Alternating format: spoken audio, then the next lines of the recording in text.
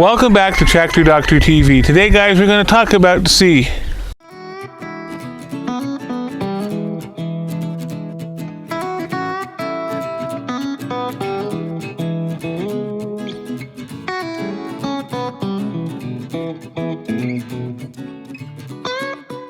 So, guys, like I said, we're just going to kind of talk about the C, and then we're going to talk about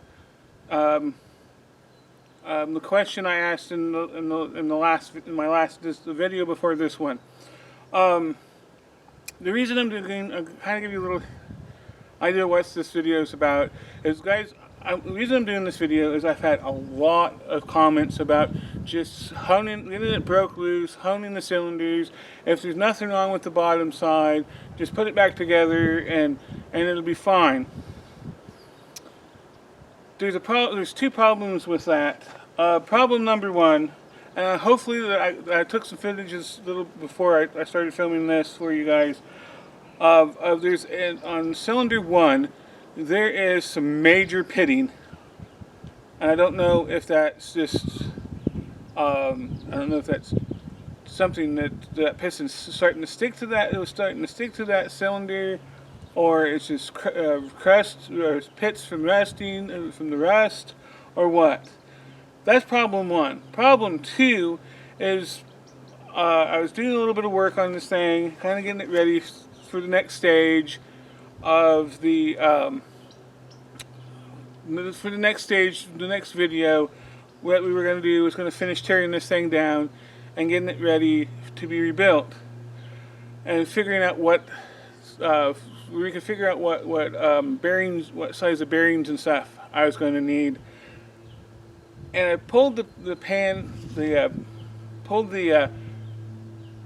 I pulled the drain plug out of the pan, and 98% of the fluid that came out of the pan was water, which scares me that we're going to have some other problems. To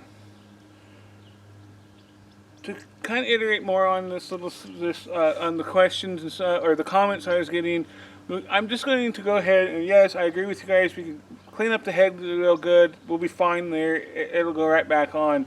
But I want to rebuild this motor completely, because one of the biggest reasons I want to do that, guys, is I've seen quite a few videos out there on the little C's here, and the B Allises and the C Allises. I want to take you guys through how to pull the sleeves, how to pull the crank, how to pull the sleeves, how to pull this, how to do that, step by step by step. Because I honestly believe, guys, if you can turn a wrench and with some guidance, you could rebuild one of these motors in these older tractors. It's not that big of a task. It can be a little expensive, depending on what you consider expensive in your budget, but they're not hard to do.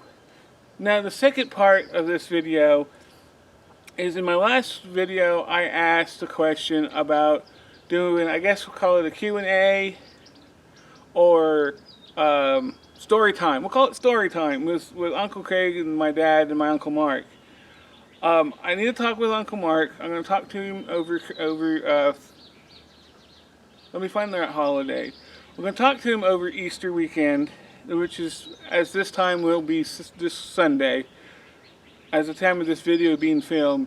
And then we need to, I'm pretty sure he will be up to it. We just need to work it into his schedule. Being a teacher aide, we'll have to kind of work around his schedule to get it filmed. Other than that, guys, like I said, I want to take you guys step by step through this little thing, because, like I said, if you can turn wrenches, and you should be able to rebuild one of these little things with, like I said, with some guidance. And I like to be my videos be the guidance. Other than that, guys, I think we're at that point where I'm kind of in the video, so we'll cut to that. If you like the video, give it a thumbs up.